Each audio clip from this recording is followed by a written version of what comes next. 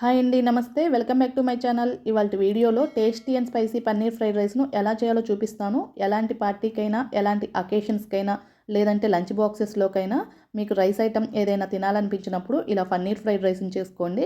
Taste అయితే బిర్యానీకి ఏమాత్రం తీసిపోదు. ముందుగా ఇలా 200 గ్రాముల పన్నీర్ను తీసుకొని ఇలా చిన్న చిన్న క్యూబ్స్గా కట్ చేసుకోవాలి. ఇప్పుడు ఇందులోకి రుచికి సరిపడా ఉప్పును వేసుకొని 1/2 టీ స్పూను రెడ్ చిల్లీ పౌడర్ను వేసుకోవాలి.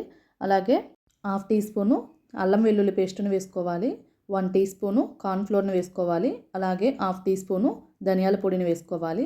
అలాగే 1/2 టీ స్పూను జీలకర్ర పొడిని వేసుకొని ఈ బైండింగ్ అంతా పన్నీర్ ముక్కలకు బాగా పట్టే విధంగా కలుపుకొని పక్కన పెట్టుకోవాలి. ఇప్పుడు స్టవ్ పైన ఒక ప్యాన్ పెట్టుకొని 1/2 టేబుల్ స్పూన్ ఆయిల్ వేసుకొని మనం మ్యారినేట్ చేసుకున్న పన్నీర్ ముక్కలను ఇందులోకి వేసుకొని ఫ్రై చేసుకోవాలి. పన్నీర్ ముక్కలు మరీ ఎక్కువగా ఫ్రై చేయకూడదు. అలా చేసామంటే ముక్కలు బాగా గట్టిపడిపోయి టేస్ట్ అనేది ఉండదు. ఇలా 5 నిమిషాల పాటు ఫ్రై అయ్యాక ఒక ప్లేట్లోకి తీసుకోవాలి. మీకు ఇష్టం ఉంటే పన్నీర్ ముక్కలను డీప్ ఫ్రై కూడా చేసుకొని తీసుకోవచ్చు. ఇప్పుడు మరలా అదే ప్యాన్లోకి 2 టేబుల్ స్పూన్స్ ఆయిల్ వేసుకోవాలి. 5-6 గార్లిక్ రెబ్బలను తీసుకొని ఇలా చిన్న ముక్కలుగా కట్ చేసుకోవాలి. ఆయిల్లో గార్లిక్ ఇలా ఫ్రై అయిన తర్వాత ఒక ఆనియన్ను చిన్న ముక్కలుగా కట్ చేసుకొని వేసుకోవాలి. ఆనియన్స్ ఇలా 1 మినిట్ పాటు ఫ్రై అయిన తర్వాత 2 పచ్చిమిర్చిని కూడా ఇలా చిన్న ముక్కలుగా కట్ చేసుకొని వేసుకోవాలి. అలాగే ఒక క్యారెట్ను కూడా ఇలా చిన్న ముక్కలుగా కట్ చేసుకొని వేసుకోవాలి. అలాగే బీన్స్ని కూడా ఇలా చిన్న ముక్కలుగా కట్ చేసుకొని వేసుకోవాలి. అలాగే ఒక క్యాప్సికమ్ను కూడా తీసుకొని ఇలా చిన్న ముక్కలుగా కట్ చేసుకొని వేసుకోవాలి. కూరగాయ ముక్కలు మీ ఇష్టమండి, ఏదైనా యాడ్ చేసుకోవచ్చు.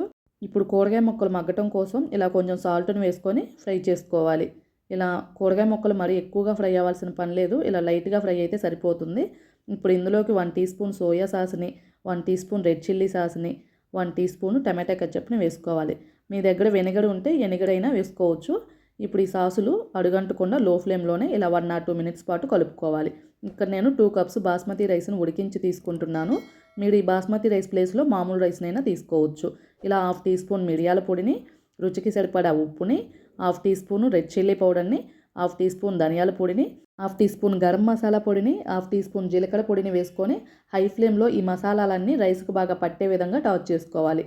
ఇలా రైస్ బాగా కలిసిన తర్వాత మనం ముందుగా ఫ్రై చేసి పెట్టుకున్న పన్నీర్ ముక్కలను కూడా ఈ రైస్లోకి వేసుకొని టాస్ చేసుకోవాలి. ఇప్పుడు ఇందులోకి ఫైనల్గా ఒక 1/2 చెక్క నిమ్మరసాన్ని పిండుకోవాలి. దీని ప్లేస్లో మీరు వెనిగర్నైనా వాడుకోవచ్చు. ఇలా సన్నగా తరిగిన కొత్తిమీరను కూడా వేసుకోవాలి. మీ దగ్గర ఉల్లికాడలు ఉంటే ఉల్లికాడలను కూడా సన్నగా తరిగి వేసుకోవచ్చు. ఇలా ఫైనల్గా ఒకసారి కలుపుకొని స్టవ్ ఆపేసి ఈ ఫ్రైడ్ రైస్ని ఒక ప్లేట్లోకి సర్వ్ అవుట్ చేసుకోవడమే. ఎంతో టేస్టీగా స్పైసీగా పన్నీర్ ఫ్రైడ్ రైస్ రెడీ అయిపోయింది. పన్నీర్ అంటే ఇష్టపడిన వాళ్ళు ఎవరుంటారు చెప్పండి. రెస్టారెంట్లో ఏ టేస్ట్ అయితే వస్తుందో అదే టేస్ట్తో ఇలా ఇంట్లోనే ప్రిపేర్ చేసుకోవచ్చు.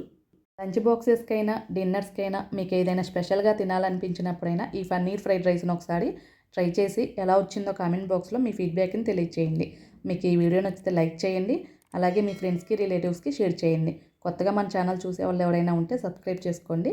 Thank you for watching.